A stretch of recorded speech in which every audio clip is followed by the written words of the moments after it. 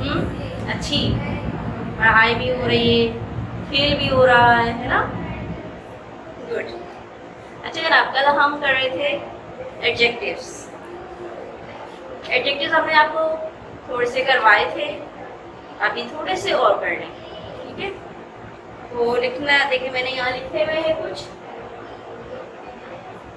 Bad evil. Bad evil mean, bad mean बुरा, evil mean भी बुरा। बैड इविल का कंपैरेटिव होगा वर्स।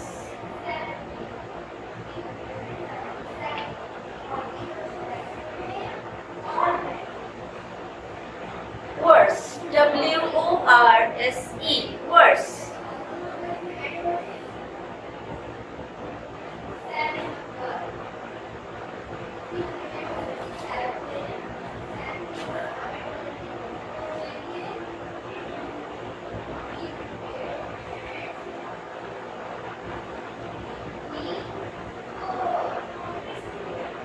वर्स्ट। ये जो मैं एडजेक्टिव्स आप लोगों को करवा रही हूँ, ये थोड़े से डिफरेंट है। कंपैरेटिव एंड सुपरलेटिव डिग्री की डिफरेंट है। कल तो हम ज़्यादा वो कर रहे थे ना, जिनके आगे कंपैरेटिव में ER और सुपरलेटिव में EST लग रहा था, है ना। जैसे white, whiter, whitest, black, blacker, blackest, ये डिफरेंट है। बैड इविल का कंपैरेटिव होगा वर्स और superlative worst. Far, far mean होता है दूर।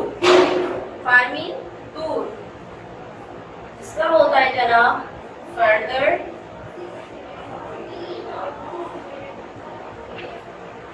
फर्देस्ट।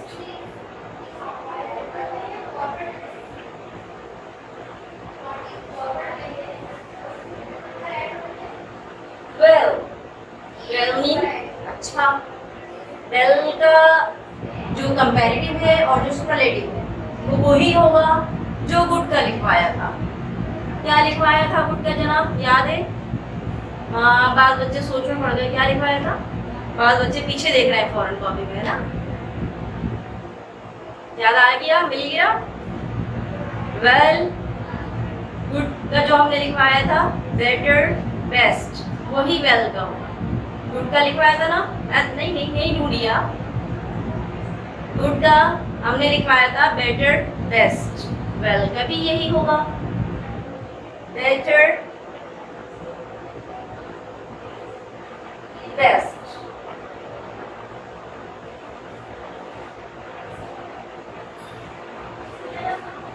इल, इल मीन बुरा, खराब। अभी हमने ऊपर लिखा है ना वर्स, वर्स्ट। इल का भी बच्चों यही होगा, वर्स, वर्स्ट। देखा जाए तो बैड, इविल, इल एक ही मीनिंग होते हैं इनके। बुरा, इसका भी मीनिंग बुरा। बीमार, बीमारी में क्या होता है, बुरा महसूस करते हैं ना हम, अच्छा महसूस नहीं करते, वी डोंट फील गुड, है ना। तो इल के मीनिंग इसलिए बुरा में आते हैं कि जब हम बीमार होते हैं तो बुरा महसूस होता है, बुरा लगता है, अच्छा महसूस नहीं कर रहे होते हैं। तो इल की भी कंपैरेटिव और सुपरलेटिव वही होगी जो बैड और इविल की। लेट, इसका जनाब होता है लेटर,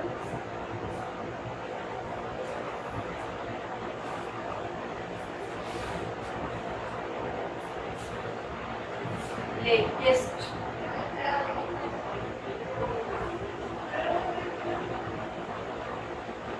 और लास्ट। यानी इसके दो होते हैं लेट के, लेटर, लेटेस्ट, लास्ट।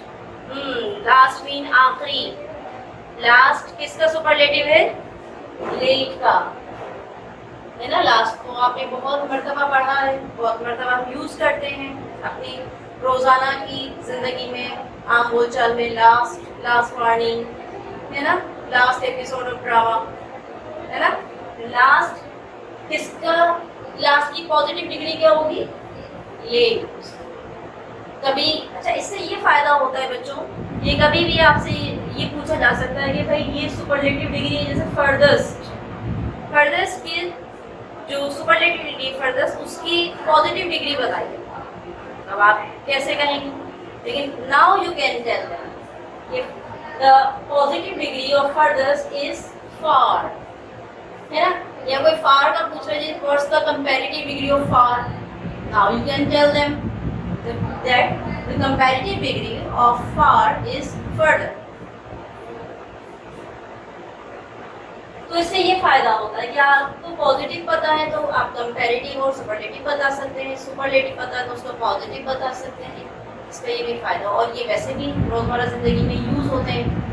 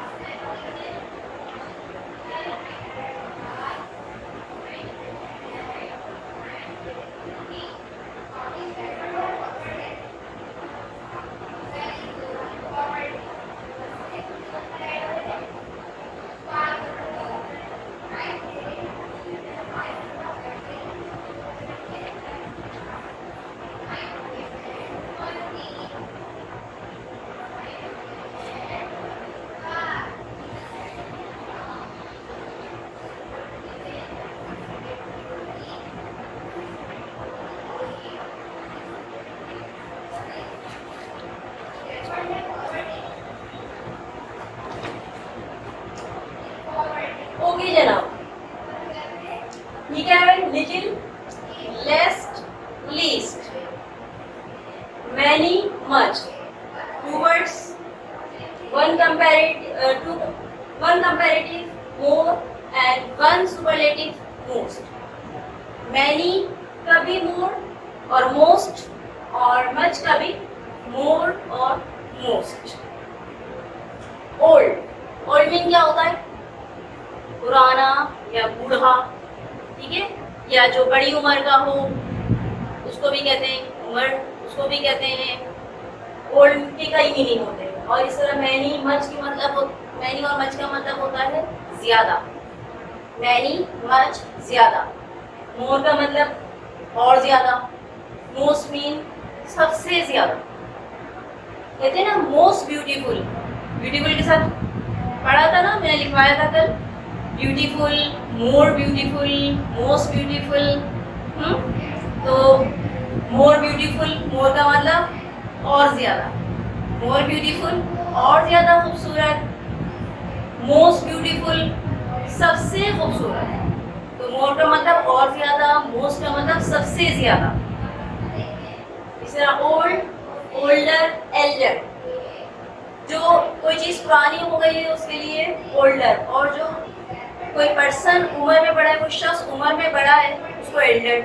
जैसे कहते हैं this is my Elder brother, Farhan भाई इज माय एल्डर ब्रदर, है ना, he is older than me, वो मुझसे बड़े हैं। इसी तरह ओल्डेस्ट, सबसे पुराना, या और एल्डेस्ट, जो सबसे बड़ा हो बहन भाइयों में या खानदान में, एल्डेस्ट, उम्र में जो बड़ा। अब आते हैं डिफिकल्ट। ये वैसे ही है जैसे हमने ब्यूटीफुल वाले करे थे, मोर ब्यूटीफुल, मोस्ट ब्यूटीफुल, सब में यही लगेगा। इन सब के साथ difficult, more difficult, most difficult,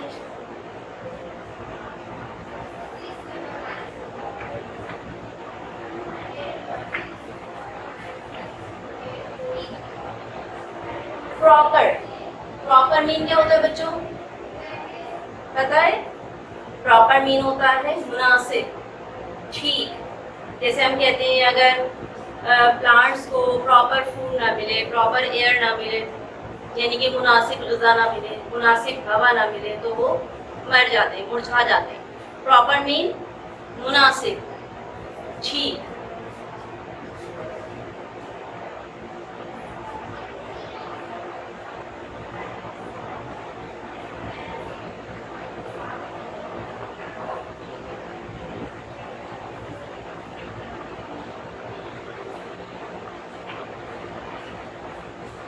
ठीक है बच्चों, इसी तरह ये है सेटिस्फैक्ट्री। क्या पढ़ेंगे इसे? सेटिस्फैक्ट्री। स्पेलिंग समझ में आ रही है आप लोगों को? SATISFACTORY,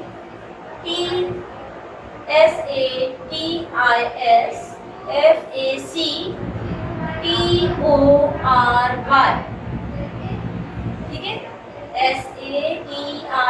SATISFACTORY, satisfactory.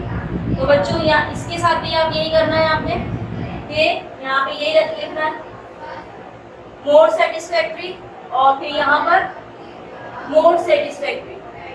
इस निशान का ये मतलब होता है कि जो ऊपर लिखा है वो ही नीचे आएगा, जो ऊपर लिखा है वो ही नीचे आएगा, यानी कि यहाँ मोर लिखा है यहाँ मोर आएगा, और फिर यहाँ सेटिस्फैक्ट्री। ठीक है, ये आप खुद कर लेंगे। यूजफुल, इसमें भी यही होगा, मोर यूजफुल, मोस्ट यूजफुल। इसके साथ भी आप मोर और मोस्ट लगाएंगे। ठीक है जनाब, सेटिस्फैक्ट्री, मोर सेटिस्फैक्ट्री, मोस्ट सेटिस्फैक्ट्री। अच्छा, सेटिस्फैक्ट्री का मतलब नहीं बताया, बात बच्चे कह रहे हैं इसका तो मतलब ही नहीं बता रही टीचर, बोले जा रही इसके तो मीनिंग ही नहीं बता रही, आसान आसान ये मीनिंग बता दिए। तो बता रही हूँ बच्चों, बता रही हूँ। सेटिस्फैक्ट्री का मतलब होता है तसल्ली बख्श। जैसे आपका जब रिजल्ट आता है तो रिपोर्ट कार्ड पे बाज़ बच्चों की लिखा हुआ होता है सेटिस्फैक्ट्री वर्क, तसल्ली बख्श है, यानी ठीक है बस। कहते हैं ना तसल्ली बख्श काम, पंखे वाले ने तसल्ली बख्श काम नहीं किया, भाई पंखा सही नहीं बनाया, तसल्ली बख्श काम नहीं है इसका।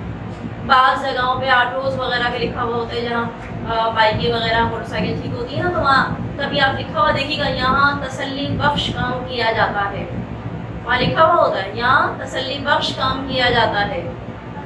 तो उसको इंग्लिश में कहते हैं सेटिस्फैक्ट्री। क्या कहते हैं? सेटिस्फैक्ट्री। अब आप जब भी कहीं तसल्ली बख्श का वर्ड पढ़ेंगे ना, तो आपके जहन में सेटिस्फैक्ट्री का वर्ड ही आ जाएगा कि तसल्ली बख्श को सेटिस्फैक्ट्री कहते हैं इंग्लिश में।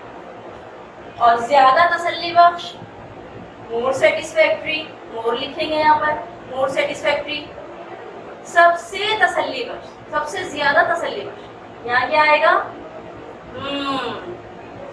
ठीक बोला आपने, मोस्ट सेटिस्फैक्ट्री। आ गए अब तो आप लोगों को समझ में है ना। यूजफुल, यूजफुल का मतलब होता है मुफीद, फायदेमंद, कारामद। मैं इसलिए वर्ड बोल रही होती हूँ क्योंकि कहीं आप लोग कारामद का लफ्ज पढ़ते तो आप कहते हैं कारामद का क्या मतलब है, तो इसलिए मैं तीनों वर्ड्स आपको बता रही होती हूँ कि मुफीद, फायदेमंद, कारामद। ठीक है, कारामद का मतलब भी फायदेमंद, तो जिस काम में आ रही हो, जिससे हम फायदा उठा रहे हो, यूजफुल। इसके साथ भी यही लगाना है जनाब, मोर यूजफुल, मोस्ट यूजफुल। ठीक है, मोर यूजफुल, मोस्ट यूजफुल। ठीक है जनाब, ये आपका आज का एडजेक्टिव्स तो मैंने आपको लिखवा दिया। वैसे तो बहुत सारे होते हैं, लेकिन मैं इस क्लास में हम आपको इतना ही करवाएंगे। अच्छा जनाब, अब आते हैं हम अपने पेज पे। Open your book.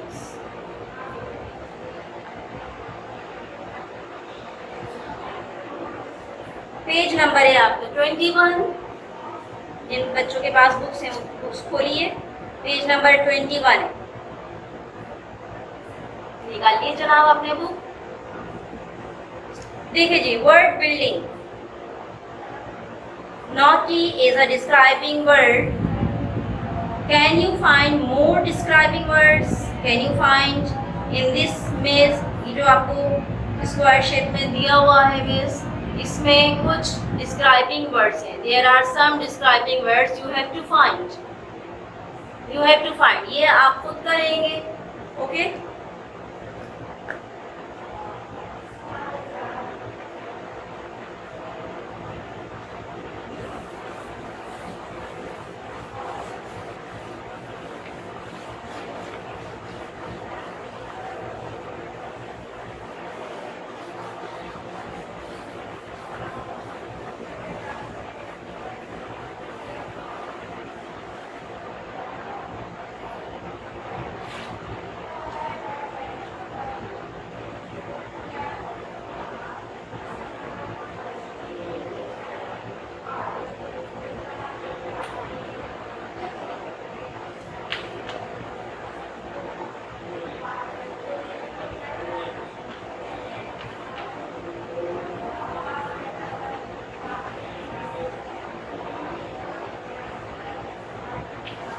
It's your homework, word building.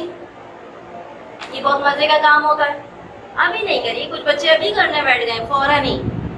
No, no, no. Stop your work now. Stop your work. This is your homework, बेटा. It's your homework. You have to do at your home. After the lecture, not now. After the lecture. Number 2 देखिए. Now write these words here. अच्छा क्या है कि जो आपको ये जो दिया हुआ है मेज, ये जो टेबल पूरा दिया हुआ है आपको, जिसमें से आपको वर्ड्स तलाश करने हैं, वो फिर आपको यहाँ फिल इन द ब्लैंक्स में लिखने भी हैं। ठीक है, वो फिल इन द ब्लैंक्स में आपको लिखने भी हैं। चले इतनी सी मैं आपकी हेल्प कर देती हूँ कि फिल इन द ब्लैंक्स में जो वर्ड आएंगे वो आपको लिखवा देती हूँ। ठीक है, ये आपका होमवर्क है, वर्ड बिल्डिंग, ये आप खुद करेंगे।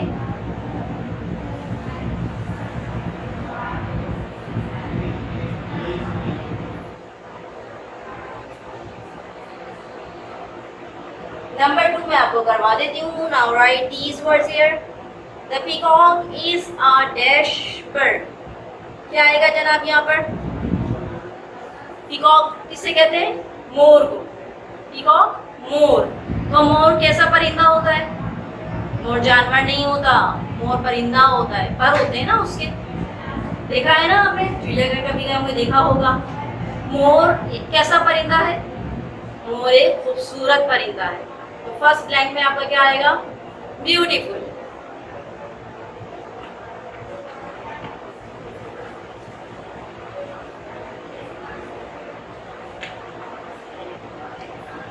Number 2. Pinocchio is a dash puppet. Pinocchio कैसा पपेट है? गुड. ये मैं आपको नहीं बोल रही बताने पर, यहाँ आएगा गुड.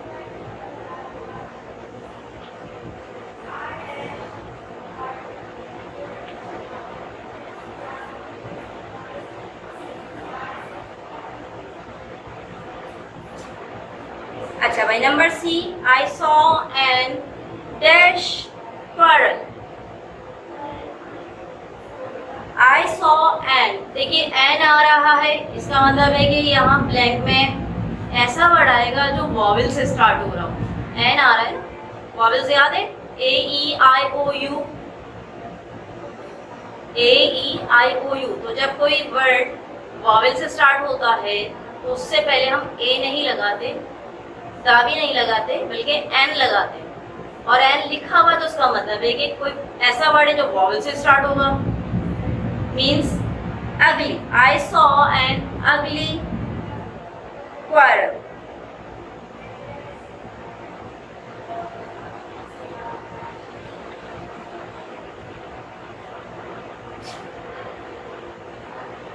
स्क्वायरल तो होता ही अगली है, ब्यूटीफुल तो होता नहीं है. स्क्वायरल मीन झगड़ा, लड़ाई. Morning exercises make you dash healthy.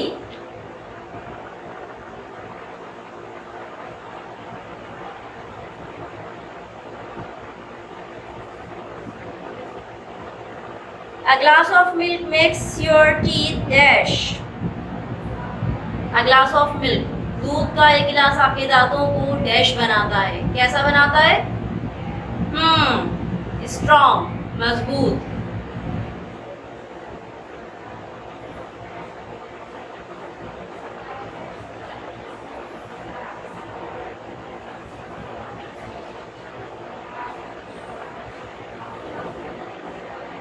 Rani's dash behavior annoyed me.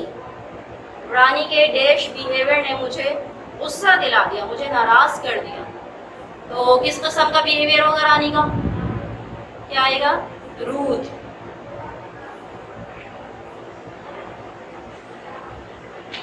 Rude behaviour कैसा होता है? खराब सा बिहेवियर, बदतमीजी वाला, तहजीब ना हो जिसमें. तो रूड बिहेवियर जो होता है वो बड़ों को गुस्सा दिला देता है, किसी को भी गुस्सा दिला देता है, रूड बिहेवियर. अच्छा जनाब, next. Rahil does not eat green vegetables, therefore his eyesight is dash. Rahil हरी सब्जियां नहीं खाता, इसलिए उसकी नज़र डैश है, कमज़ोर, वीक.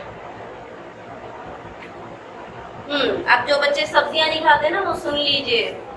सब्जियां खाना सेहत के लिए बहुत मुफीद होता है, खास तौर पे हरी सब्जियां, ग्रीन वेजिटेबल्स.